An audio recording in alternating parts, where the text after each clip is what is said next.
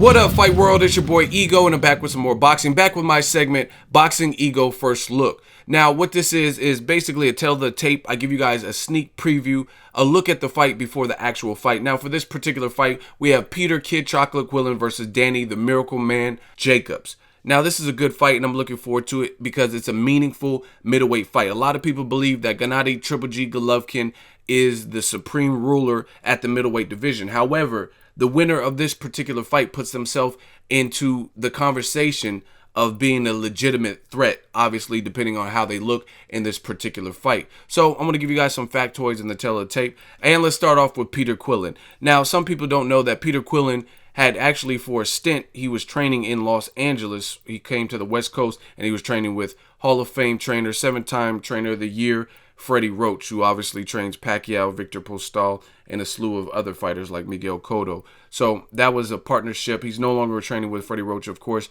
but they did at one point work together. So he was in the Wild Card gym getting some work. And also in 2014, he opted to vacate his WBO title instead of facing Matt Korobov, who was the mandatory. There was a big deal on the table from Rock Nation, which was to pay him millions of dollars, a high purse.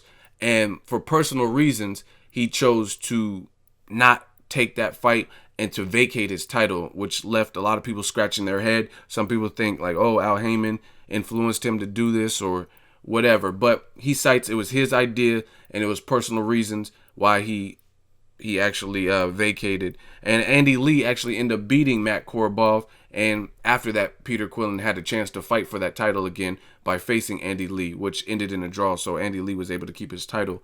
Also, Peter Quillin has 33 fights with the 70% knockout ratio. So the man has some power. He can pop, which is another reason why this is a good fight. Let's take a look at Danny Jacobs. Now, Danny Jacobs has sparred with Sean Porter many times as an amateur. He has an amateur background, and they were in the same amateur circuit around the same time. So him and Sean Porter know each other very well. And from what it sounds like, from what I've heard, they gave each other some pretty good work back in the amateur, some good competitive fights where I think they both won some and lost some. Now, also, his nickname, the Miracle Man, stems from his 2011 diagnosis with cancer. He was diagnosed with a bone cancer, a type of bone cancer, which was crippling. And doctors said he may never walk again, let alone fight. So that's why he's called the Miracle Man. He showed how much of a warrior he truly is, and he battled that outside of the ring, life-threatening experience with prayers and with his family, and he actually bounced back and won a title. So props to the Miracle Man for having the durability, the tenacity, and the spirit, the fighting spirit of battling something as crippling as cancer.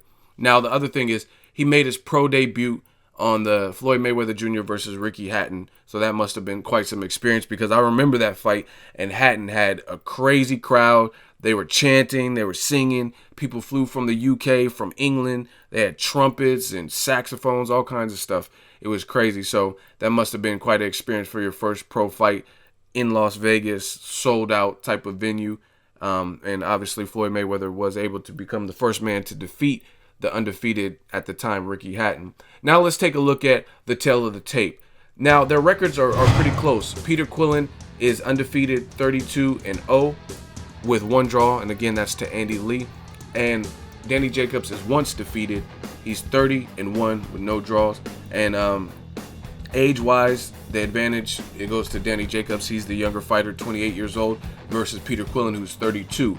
Now, this is an interesting measurement because Danny Jacobs is pretty tall. He's 6 foot, and Peter Quillin's 5'11". So it'll be interesting to see if Peter Quillin, he doesn't have the biggest amateur background, and Danny Jacobs was an amateur fighter and standout. So it'll be interesting to see if Peter Quillin, with his limited pro-level experience, can find a way to detonate that power and get in on the inside against the taller fighter, also who has the longer reach. Danny Jacobs' reach is 73 inches to Peter Quillin's 71.5 inch reach. So interesting fight.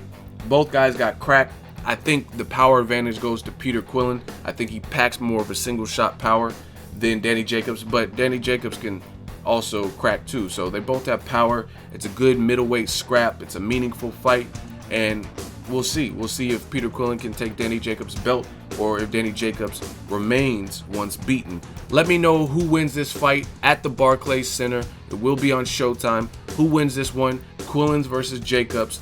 So if you enjoyed this video and want more content like this on the channel, you can show your appreciation by going to the PayPal donate button or the YouTube support button, and you can donate any amount that you feel is equivalent to the value of this video. Much more to come. Thank you guys for your support. Boxing Ego, the future of boxing.